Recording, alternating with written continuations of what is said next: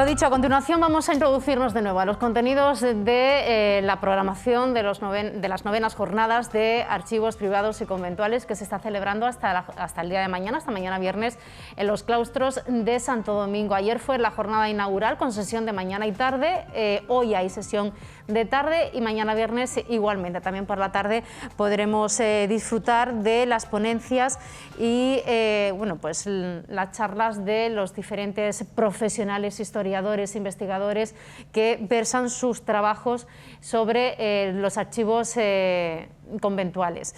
Y ayer, por la tarde, a las 7 de la tarde, dentro de esa programación de los archivos privados, se presentaba el libro Cenobios y clausuras en el Jerez barroco, una mirada nueva a la ciudad convento de Fernando Aroca. Es una publicación que ha editado la Asociación Amigos del Archivo y nosotros queremos conocer el contenido de este libro, lo que podemos conocer y el trabajo también de investigación que ha supuesto para su autor, para Fernando Aroca. Fernando, bienvenido, buenos días. Buenos días. Bueno, Gracias. ante todo, ¿qué tal ayer la presentación en los claustros? Pues muy bien, pese a la situación actual que tenemos de pandemia, hubo un nutrido público y sobre todo un gran interés, ¿no?, hacia lo que se presentaba. Sí. Háblanos de este trabajo, de Sí. esta publicación, Cenobios y clausuras en el Jerez barroco. ¿Qué contenido podemos encontrar dentro de sus páginas? Bueno, pues antes que nada, tengo que decir que no es ni una guía, ni es una historia de los conventos de Jerez, porque bueno, en parte eso ya se ha hecho en algunas ocasiones. Cuando me terminé mi tesis doctoral, que versaba sobre arquitectura y urbanismo en el siglo XVIII en Jerez, quedaron siempre pues una serie de asuntos pendientes. Yo siempre, bueno, vuelvo a repetir que recuerdo las palabras del profesor Juan Miguel Serrera, que fue mi director de tesis, que siempre me decía que vas a tener toda tu vida por delante para continuar con estos trabajos que has empezado, y es verdad. Tras la tesis, como digo, se quedaron una serie de asuntos por tratar, como viene siendo habitual, y fui siguiendo con esa investigación. De hecho, bueno, pues también otro libro que presenté en su momento sobre la arquitectura y urbanismo del vino de Jerez, que trataba de ese paso de la ciudad industrial, perdón, de la ciudad del antiguo régimen a la ciudad industrial, que es cuando Jerez ya pues adquiere el carácter tal y como hoy lo conocemos como la quinta ciudad de Andalucía. Pero quedaba pendiente, todavía tenía esa espinita clavada ahí de hacer un estudio del desarrollo de la ciudad precisamente durante el momento anterior a ese cambio, que es la ciudad conventual.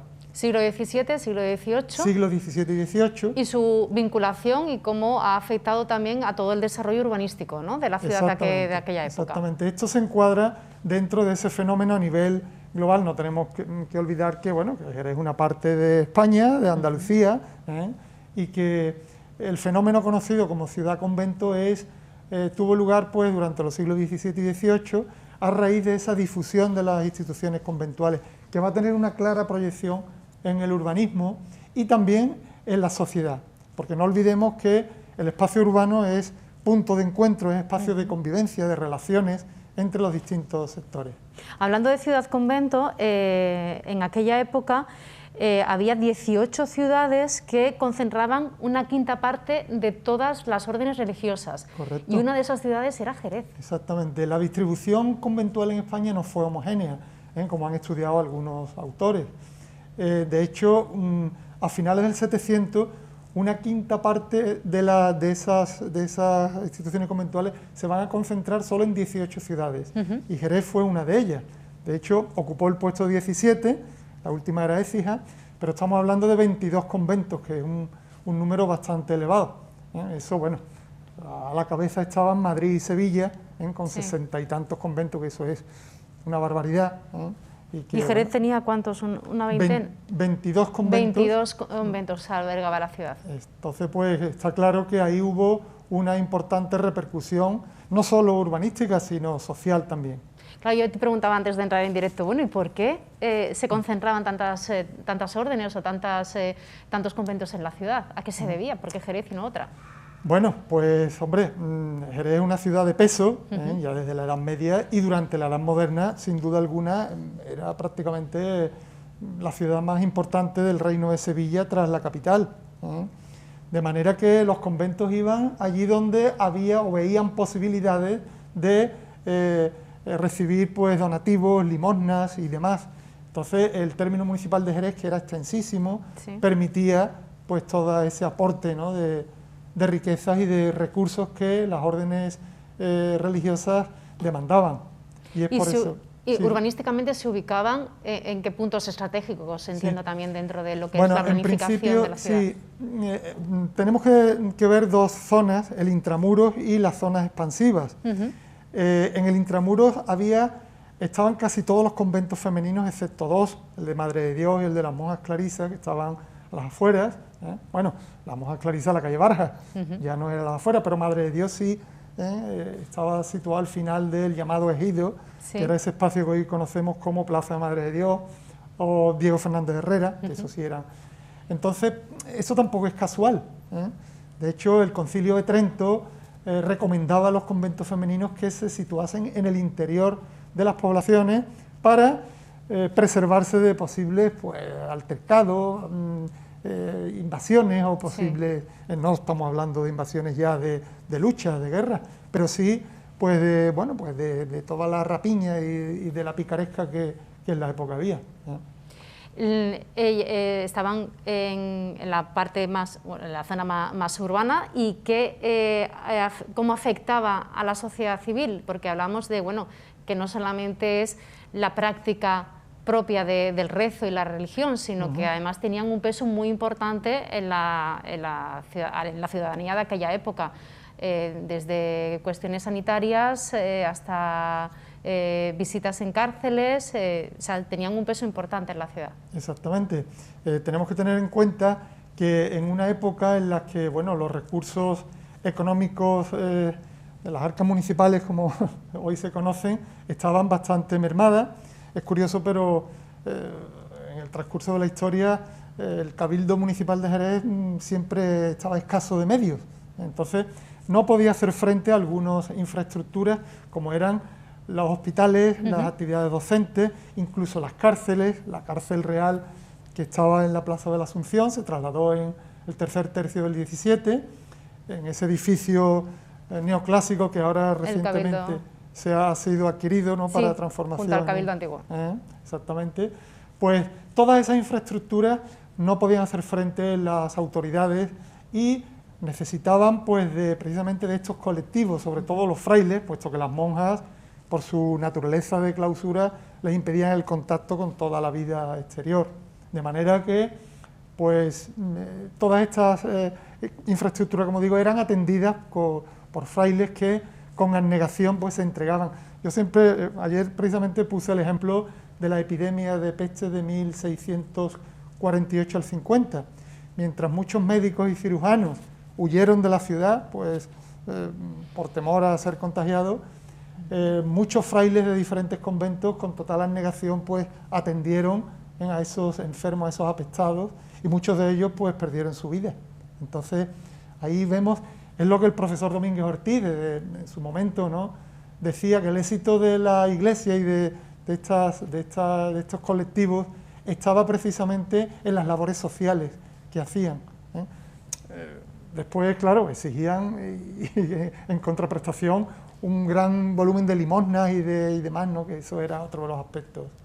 De hecho, en el libro también vinculas, como has comentado también en el libro anterior, el tema bodeguero, la bodega. Sí. También los conventos tenían mucha relación con bodegas, ¿no? Exactamente. Precisamente en uno de los capítulos donde se habla de urbanismo hay un epígrafe dedicado a las bodegas. ¿Por qué? Pues sencillamente porque es verdad que desde la Edad Media los complejos monásticos tenían sus bodegas de producción, pero cuando se produce ya a partir del siglo XVI la concentración de conventos en las ciudades, en la urbanización, podemos decir, ¿no?, de la vida conventual, ya muchos de los conventos pierden esos espacios que antes eran de producción vinícola. Sin embargo, Jerez, que es la ciudad del vino, pues ya desde el siglo XVII vemos cómo había un movimiento vitivinícola importante, de los que no fueron ajenos los conventos. Prácticamente todos los conventos masculinos tenían sus bodegas, y además incluso los femeninos tenían bodegas fuera de su recinto, que las cedían en régimen de alquiler y eso pues... Tenía más ingresos para la congregación. Eso significa que la industria del vino en la ciudad era algo pues que estaba ahí, ¿no? Y que generaba ya mucha riqueza, sin duda. Fernando, en tus páginas también te introduces en lo que era la vida habitual en el interior de los conventos, lo que allí sucedía y también las relaciones que tenían relaciones o piques, ¿no?, que podrían tener entre distintas órdenes. Claro. Bueno, yo más que abordar la vida interna, porque tampoco el libro va de aspectos internos de la vida religiosa, pero sí lo pongo siempre en relación con la ciudad. De manera que en ese clima de la ciudad convento, donde este colectivo tenía tanta importancia, no era todo miel sobre hojuelas, ¿no?, como dice el refrán. Aquí es donde se muestra el lado más humano en el amplio sentido del término. Son personas que tenían sus enfrentamientos, tenían sus disputas, existían desórdenes, incluso se registran casos de delitos mayores, asesinatos que se cometieron en algunos conventos. Muchos frailes, amparados bajo el hábito, pues eran auténticos delincuentes que entraban en esa vida buscando una vida fácil, cómoda, relajada, pero seguían cometiendo sus tropelías. De hecho, hay dos casos que ya eso fue en su momento destacado, de dos crímenes, uno en el convento de la Merced y otro en el de la Trinidad. Las monjas tampoco se vieron libres de escándalos. De hecho, pues aquí trato en el penúltimo capítulo un caso que sucedió en 1784, ¿sí?, en el que 14 monjas el 6 de mayo salieron en procesión huyendo del convento de Gracia y se refugiaron en la Colegial. A las 5 de la mañana. A las 5 de la mañana, correcto. ¿El motivo? ¿Lo dejamos en el aire para leer el libro? Tengo que decir que ya Trillo, el cronista Trillo de la época, que ahora se ha editado recientemente las memorias, sí, ya lo señaló, pero no decía el porqué. Ajá. Afortunadamente, nuestro archivo municipal, que es un archivo riquísimo, es de los más importantes de Andalucía, que una vez más reivindico unas buenas instalaciones, está pidiendo a gritos ya esa entidad que por fin, a ver si es verdad que se le dedica más atención. El archivo municipal ofrece información al respecto y está contenida ahí en el trabajo. Porque toda la base documental del libro está en los archivos, en el archivo municipal. En este caso, yo diría que el 99,9% de la documentación procede del archivo municipal. Fernando, en el momento que tú contextualizas el siglo XVII y XVIII, la ciudad convento de Jerez, entiendo que de manera automática se hace una comparativa a cómo está actualmente, ¿no? De 22 conventos que había en aquella época, ¿cuántos quedan ahora? ¿Cuántas órdenes han desaparecido? ¿Y qué ha pasado con ese patrimonio importante que suponían o que suponen estas ubicaciones, los conventos? Sí, me alegro que me hagas esa pregunta porque creo que cualquier trabajo de investigación debe servir para conocer nuestro patrimonio, para difundir y también, lo que considero muy importante, valorar, ¿no? Claro. Que todos seamos conscientes de que, bueno, pues han habido sucesos a lo largo de la historia. De hecho, bueno, ahí en el último capítulo, en el epílogo, hablo de cuándo termina verdaderamente, ¿no?, cuándo desaparece la ciudad convento como tal. Hubo una serie de circunstancias que la historia, bueno, pues están ahí, ¿no? La invasión napoleónica, que fue un desastre desde el punto de vista patrimonial, no solo para los conventos, sino para muchísimas obras de arte que desaparecieron. La desamortización. Las desamortizaciones, correcto, las desamortizaciones, que ya es de sobra conocido, que consistió en, lejos de aquel planteamiento que pretendía, pues favorecer a los más necesitados, pues fue un trasvase de capital. Eso también eliminó gran parte de la ciudad convento. Y después la industria del vino, que eso sí, eso es algo que, bueno, que sí benefició a la ciudad. Quiero decir con esto que es lamentable que en los tiempos que corren no seamos capaces de valorar nuestro patrimonio. Voy a poner simplemente dos ejemplos. El caso del convento del Espíritu Santo, que como sabes, pues la comunidad abandonó el convento hace ya algunos años y sus bienes muebles han sido totalmente esquilmados. Hace poco tiempo, pues, apareció en un anticuario de Sevilla un trozo de retablo que fue vendido, y la iglesia, porque no se la han podido llevar todavía, sino pues también se lo hubieran llevado. O sea, dentro prácticamente de los bienes muebles no queda nada. También quiero hacer un comentario sobre el monasterio de la Cartuja, sí, que tal y como hemos hablado antes, pues es un complejo tan importante que merece, sin duda alguna, merecería una dedicación y una puesta en valor. No podemos permitirnos, los jerezanos no podemos permitirnos el tener un edificio, un conjunto de esa categoría tal y como está ahora. Y que era el de los más importantes de todo el país. Sin duda, sin duda. La Cartuja de Jerez, bueno, alguien dice que es el conjunto más importante de la provincia de Cádiz. Yo diría que es uno de los grandes monasterios españoles.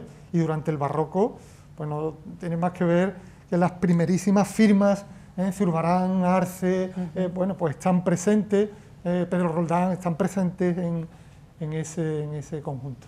Es una pena y creo que una vez más, bueno, pues debemos reivindicar lo nuestro, porque además eso es una forma de generar recursos económicos, ¿no? Ahora que se habla de tanto de la recuperación económica y demás, pues los bienes patrimoniales deben servir para revitalizar nuestra economía. Efectivamente. Y entonces desde el respeto, desde el mantenimiento, la conservación, tenemos que conseguir que todo eso pues vaya para adelante. Y herramientas de desarrollo cultural también que necesita la ciudadanía en general. Claro. Que eso siempre viene a sumar ya el desarrollo económico, social e industrial de cualquier sociedad. Fernando, ¿el libro dónde lo podemos encontrar? Bueno, pues está disponible en librerías y en la propia asociación también.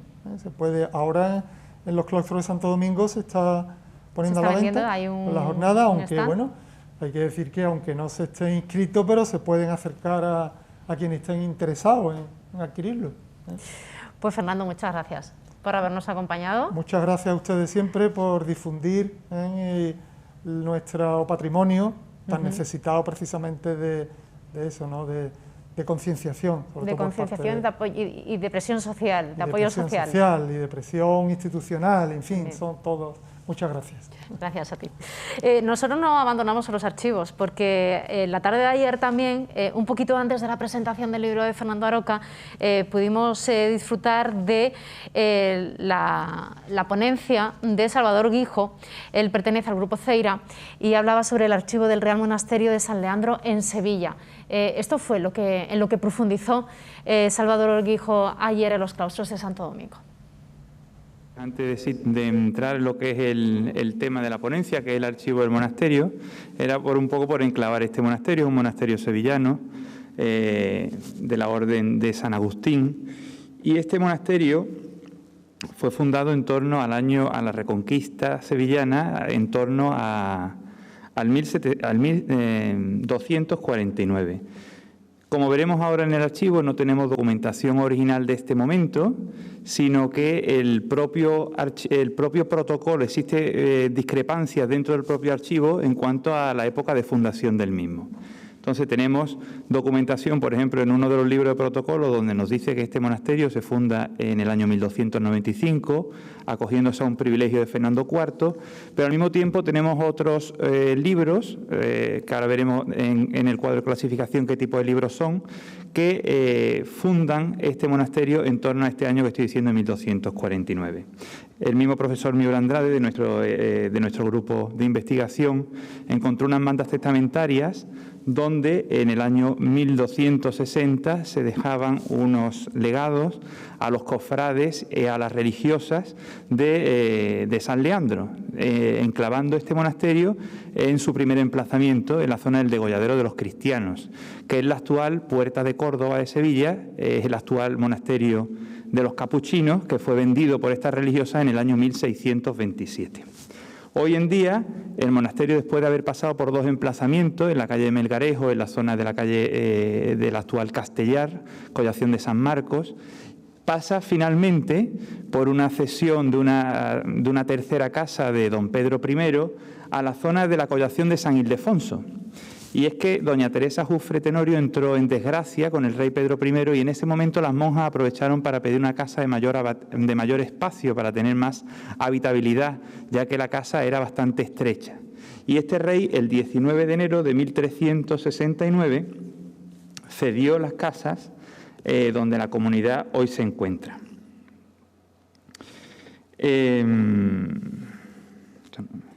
donde la comunidad hoy se encuentra. Aquí pues, he proyectado lo que es el callejero de Pablo de Olavide, donde vemos que la comunidad pues, ocupa la manzana completa, porque durante el siglo posterior, XVI, XVII y XVIII, compran casas adyacentes hasta completar la manzana juntamente con el Palacio de Pilatos. Aquí hemos puesto también unas fotos aéreas del monasterio para que ustedes puedan un poco enclavarse en la situación del mismo. Porque vamos a ver que el monasterio sufrió una serie de avatares históricos. ¿Y qué tipo de archivo nos encontramos? Pues nos encontramos un archivo medieval completamente desaparecido. Aunque tenemos documentación alterna de época medieval, porque tenemos el documento más antiguo de 1377, una bula papal de Clemente VI, pero realmente el grosso del archivo empieza en el año 1533. ¿Qué había pasado con este archivo medieval? Pues bien, posiblemente pues no se valorase, se perdió, o lo que nos encontramos posteriormente es las trazas de un archivo inundado. En 1626 hubo una riada en Sevilla y esa riada malogró todo el archivo del convento. De hecho, se recoge en las crónicas del cenobio. Las monjas que harían en ese momento, no en ese momento, sino también en un momento posterior, porque en el siglo XX me consta que ese archivo con trazas de un archivo inundado, mucho de esa documentación se tiró literalmente, o se usó para darle pues algún tipo de utilización, o pues para forrar otros volúmenes, o para hacer otra serie de cosas con esta documentación, con estos papeles, porque no eran legibles. Luego, en tiempos de Espinosa Maldonado, de una abadesa, de doña Isabel Espinosa Maldonado, en el año 1739, parece que hay una reorganización del archivo. Es cuando se realiza el mueble archivero que veíamos en la imagen anterior. Entonces se reorganiza todo el archivo, se coloca en esos estantes, pero posteriormente sufrimos la desamortización. Con la desamortización y las distintas entradas dentro del monasterio, la confiscación de la caja de caudales, que era principalmente los títulos de propiedad de los bienes que poseían las religiosas, más de 104 bienes inmuebles urbanos y bienes raíces, pues el archivo vuelve a dispersarse. Cuando nosotros entramos a realizar esta labor de lectura del archivo, pues vamos, y doña Silvia lo sabe, vamos sacando documentación a medida que van pasando los meses. Nos encontramos un arcón con documentación que vuelve a unirse al archivo principal, y lo que estamos haciendo es recopilar toda esta documentación dentro de este mueble archivero.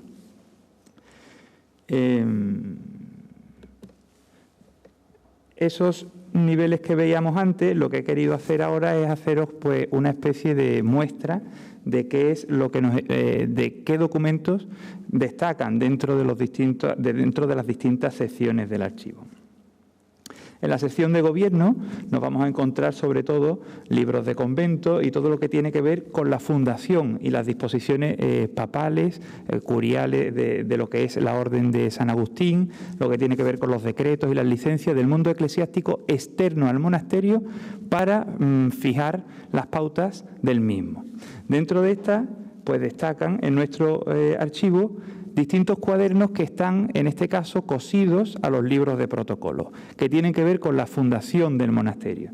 El monasterio conserva 2 libros de protocolo, uno del año 1146, que es el más antiguo, y el posterior de 1166.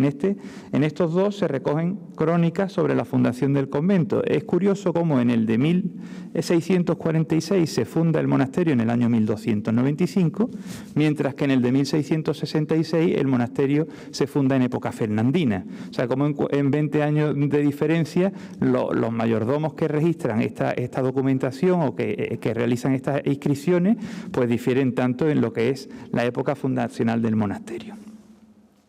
Aquí vemos un poco la caligrafía de este primer libro de protocolo. Estos libros de protocolos también recogen una recopilación de las bulas papales y los privilegios fundacionales del monasterio. Hablo de las bulas porque ellas también se conservan dentro del monasterio, lo que son las bulas originales. De hecho, la más antigua es esta, de la que hacíamos mención anteriormente, de Clemente VI, donde se da esta bula al cenobio para que fuese cementerio y entierro de las monjas de él y de todos los demás que allí quisiesen enterrar. Y es que el monasterio, como dije antes, se dona en el 19 de enero de 1369, las monjas siguen en el de la calle Melgarejo, pero durante 8 años se realiza la adaptación de esas casas a monasterio. A los 8 años se bendice la iglesia y se concede la bula de Clemente VI, que conservamos el original. Disculpen la foto porque no encontraba una foto de mayor calidad y ahora mismo este documento estamos intentando que se recupere.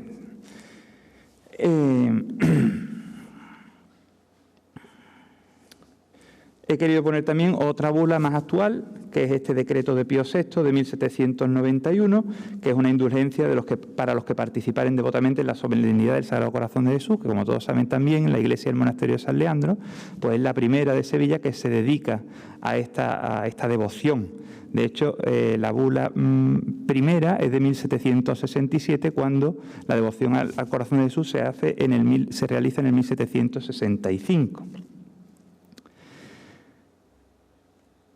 Un libro de milagros de Nuestra Señora de las Virtudes, todo esto para hacer alusión un poco también a la fundación del monasterio. Este libro de milagros, en torno a la Virgen de las Virtudes, nos vuelve a citar como el monasterio de origen fernandino.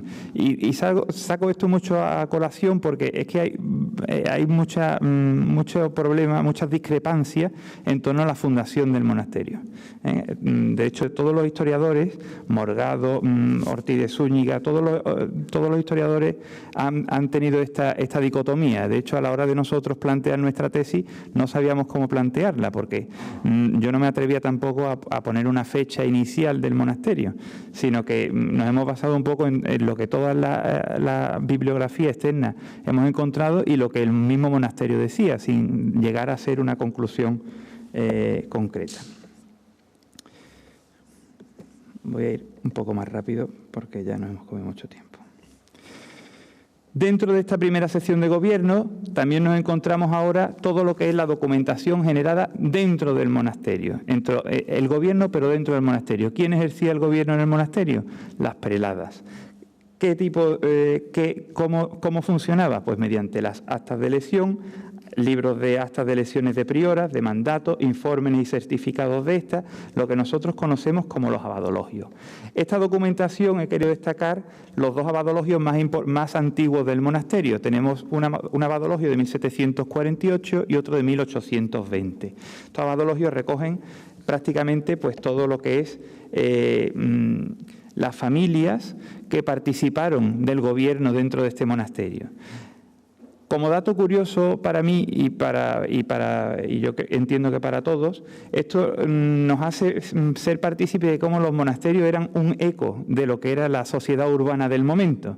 Es decir, no funcionaban aislados, vivían como aisladas a la ciudad, pero para nada era ese el sentido. Por ejemplo, en el 1748 vamos a encontrarnos que existen 2 familias o 2 grupos familiares que son los que van a postular, los que van a dirigir el monasterio durante prácticamente 100 años. Nos encontramos la familia de los Solís, que luego heredarán el marquesado de la Granja, una familia nobiliaria tradicional, enfrentada a otro grupo, una familia que prosperó económicamente, pero que no era de un origen nobiliario antiguo, que eran los Espinosa Maldonado, que después emparentaron con los Núñez de Prado. Y vemos cómo el abadologio nos va mostrando esas pugnas de poder, que al mismo tiempo esas pugnas de poder internas del monasterio eran las pugnas de poder que la sociedad urbana iba manifestando. Iban manifestando porque estos señores iban cogiendo también cargos locales dentro de lo que era el municipio, dentro de lo que era la Municipalidad de Sevilla.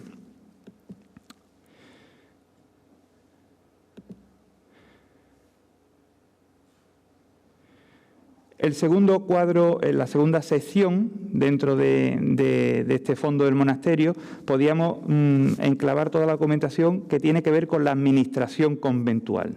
Todo lo que son los expedientes personales de las religiosas, las dotes de las mismas, los testamentos y las renuncias a las legítimas de estas religiosas, los traslados, las secularizaciones, las exclaustraciones, las defunciones de las religiosas se van a ir recopilando en diferentes libros registros. He querido traer a colación, por ejemplo, para que podamos verla, pues este libro que es los libros de dote, en este caso de doña Valentina Pinelo. Valentina Pinelo fue una religiosa que escribió en el año 1600 un libro sobre las alabanzas y glorias de la Bienaventurada Virgen María, algo inaudito para la época que una mujer pudiese publicar en este periodo, y aquí vemos una dote que se da por un señor llamado Bartolomé el Genovés. Esta monja era de origen genovés, fue una familia que se asentó en Sevilla en este periodo y hizo que su hija se adentrase dentro del monasterio a la edad de 3 años como pupila. Bueno, pues hasta ahí un fragmento de lo que fue ayer la ponencia de Salvador Guijo sobre el archivo del Real Monasterio de San Leandro de Sevilla, dentro además del proyecto Ceira. Y nosotros vamos a seguir hablando de más cuestiones que tienen relación con los archivos privados y conventuales, esas novenas jornadas. Y vamos a profundizar en el proyecto Claustrat.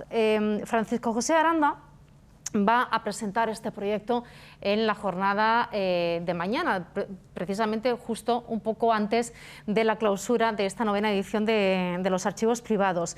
Es un proyecto integral de preservación e impulso del patrimonio conventual de la Archidiócesis de Toledo. Y para hablarnos sobre los objetivos de este proyecto Claustrat, ya saludamos a Francisco José Aranda.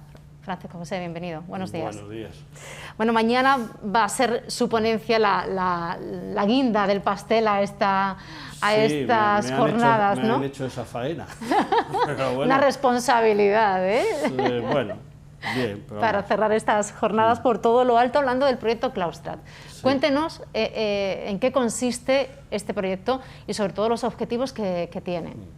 Pues nació hace como 3 años con una especie de plataforma entre varios especialistas en el seno de la universidad, varios especialistas de diferentes ramas para acometer, digamos, de manera unificada el problema de la vida religiosa en la Archidiócesis de Toledo y más inmediatamente en la ciudad de Toledo, en donde hay un índice de pervivencia muy alto.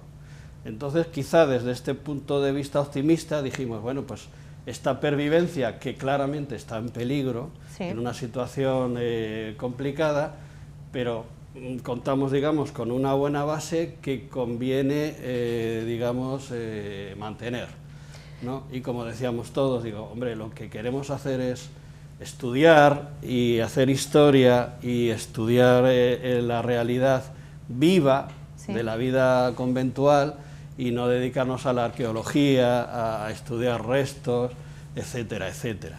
De hecho, anteriormente con Fernando Aroca hablábamos de las ciudades convento, que Jerez era una de ellas, y cómo se ha perdido el patrimonio de estos conventos a lo largo de los años, el abandono de muchas órdenes religiosas de nuestra ciudad. Toledo y su archidiócesis sí siguen conservando un alto número de inmuebles y de órdenes religiosas. Es 1/3 de lo que históricamente hubo, pero la verdad es que es una pervivencia, como he dicho antes, muy alta, porque solo en la ciudad, que es una ciudad pequeña, porque Toledo...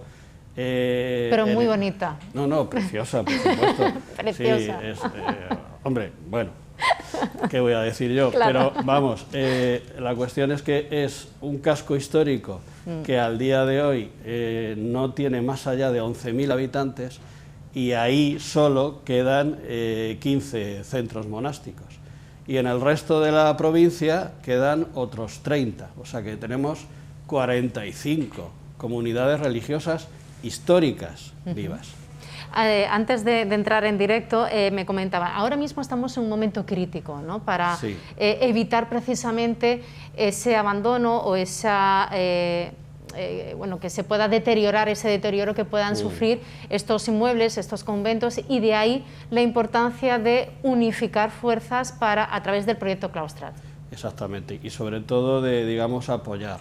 Esto casi podemos decir que es un apoyo de la sociedad civil, o incluso también podemos decir de la sociedad laica, en el plano incluso cristiano, porque, hombre, lo que tenemos que hacer precisamente esta sociedad civil es empujar a las administraciones públicas para que tomen también un poco cartas en el asunto, porque hasta ahora, pues, es lo que ocurre, o lo que ocurre también aquí en España, que es verdad que tenemos tal cantidad de patrimonio y tantos problemas por otras partes, ¿no?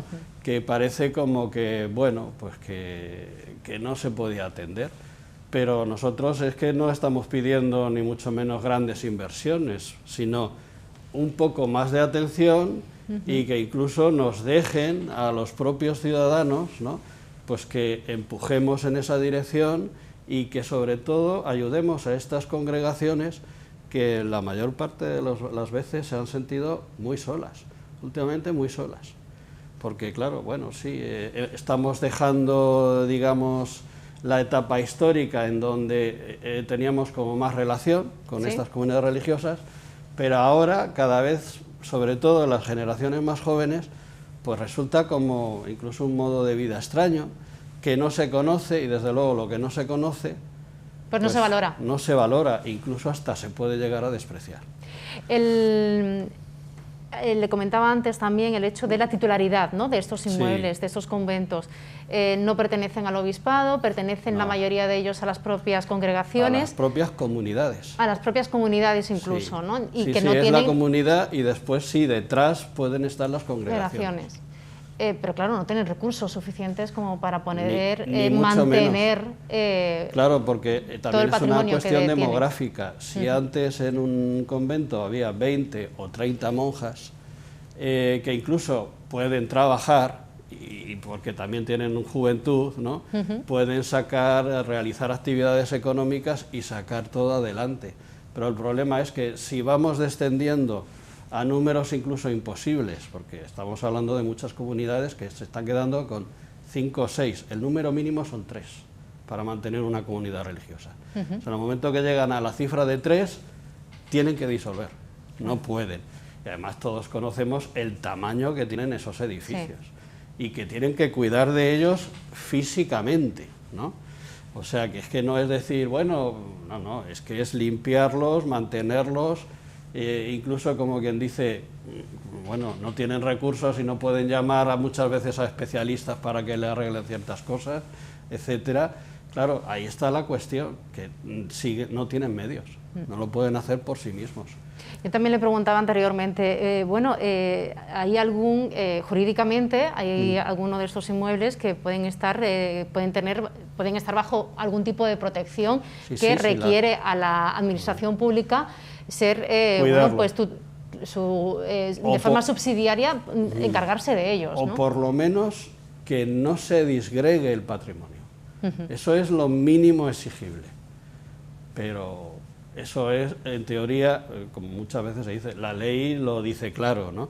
Bien de interés cultural, por lo menos hay que mínimamente informar de cualquier incidencia o cambio, no solo en la estructura de los edificios, sino en sus colecciones. Claro, todo el patrimonio artístico que albergan en el interior de cada uno, desde esculturas, retablos, pinturas. Es que estamos hablando de siglos de acumulación desde la Edad Media, porque es que hay algunos centros que se aproximan a los 1000 años, o otros que, digamos, la media muy normal son 700, 800 años. Y mínimo, o sea, a mí me hace gracia porque dicen, no, esos son órdenes jóvenes. Sí, son del principio del 16. O sea, esas son las jóvenes, las de 500 años.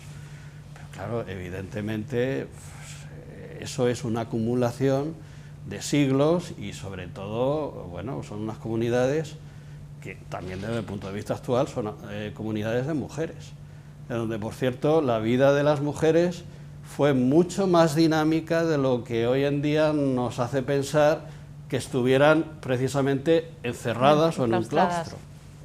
¿Qué proyección tiene el proyecto Claustrat? ¿Se presenta mañana o va a abordarlo mañana en estas jornadas de archivos privados y conventuales? Se está concentrando, lógicamente, en la archidiócesis de Toledo, pero se podía trasladar al resto del territorio nacional. Sí, o sea, que lo que queremos crear es una experiencia piloto, aunque hay experiencias de otro tipo o parecidas. La más parecida es en Castilla y León, ese proyecto que se llamó Las Edades del Hombre. No sé si les sonará, pero ellos cogieron, eso estaba hecho para las catedrales y las colegiatas, y también se ha extendido a los conventos de Castilla y León, que es otro territorio con una dimensión. Entonces, ¿qué es lo que hacían? Iban organizando exposiciones temáticas y durante casi 20 años han venido haciendo una labor impresionante. Nosotros estamos, digamos, en ese sentido, en el principio. Nosotros ya hemos concurrido incluso a ayudas oficiales, a la convocatoria de proyectos regionales de investigación que se financian con los fondos FEDER europeos, y ya nos lo han concedido. Lo que pasa es que nos lo concedieron justo antes de empezar la pandemia. Con lo cual hemos estado un poco parados en el sentido de que los trabajos de campo no los hemos podido realizar como hubiéramos querido. Pero bueno, mientras tanto seguimos pensando, seguimos diseñando todas las acciones, fijándonos, digamos, los objetivos concretos, organizando los diferentes equipos, porque ahora mismo, al día de hoy, somos 69 investigadores, entre los que hay historiadores, historiadores del arte, economistas, porque claro, la cuestión económica también y la supervivencia económica es otra cuestión abogados, fundamental. Abogados, ¿no? Juristas, incluso especialistas en derecho canónico, etcétera, etcétera, geógrafos, es decir, que... un equipo multidisciplinar. Y por supuesto arquitectos, urbanistas. Nos vamos, digamos, organizando y cada uno fijando en su especialidad los objetivos. Y todo eso unificarlo. Pues mañana a las 7:30 de la tarde se presentará este proyecto en las jornadas de archivos privados y conventuales por parte de Francisco José Aranda, y también estará acompañado por Ángela Muñoz, ¿no? Bueno, ella es la otra investigadora principal del proyecto que no ha podido venir. Entonces, bueno, yo la represento y bueno, también hay que decir, porque yo creo que es lo correcto, que es un proyecto con muchos investigadores, el 50% mujeres. Ah, bien, está ahí, está bien. Como corresponde además, porque es que lo que estamos estudiando también, básicamente son monjas, porque la verdad es que la vida religiosa masculina, esa ya podemos decir que pertenece al pasado.